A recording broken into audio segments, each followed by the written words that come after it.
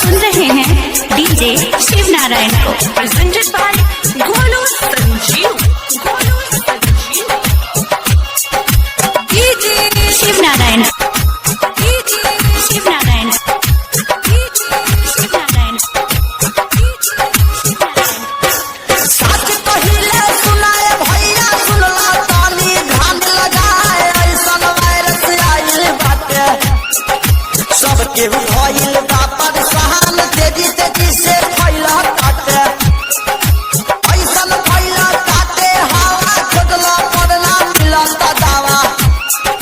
घर से गेहूं बहरी जाई मुंह में मस्का जरूर लगाई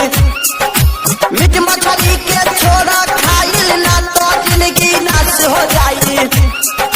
चीनी से आइल बाटे इंडिया उड़ गइल बा सबके निंदिया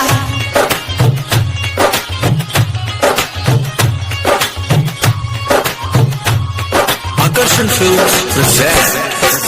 चीन में बादल बाता माही कितना जल चल गइल भाई एकर अक्षर सर्दी खांसी कोरोना वायरस हउए नाम कौनो दावा करे न काम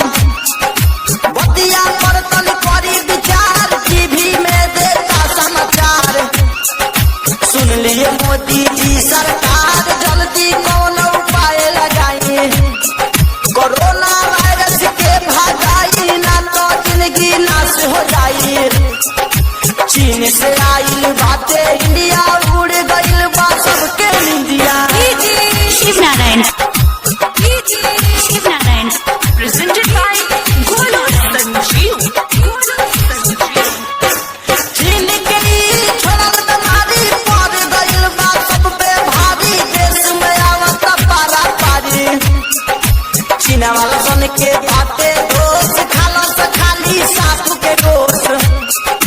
देख के माथा बात कराई कोरोना वायरस बाटे आइल गोल सन जीव भय रविंदर साच कहेले इहो खबर माजिद विकास सोनू रंगोली फैलल जाता देश में सगर चीन से आइल बाटे इंडिया उड़ गइल बा सबके निंदिया।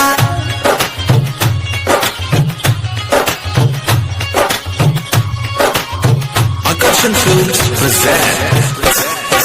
सच पहले सुनाए भैया सुनला तानी ध्यान लगाए ऐसन वायरस आइल बाटे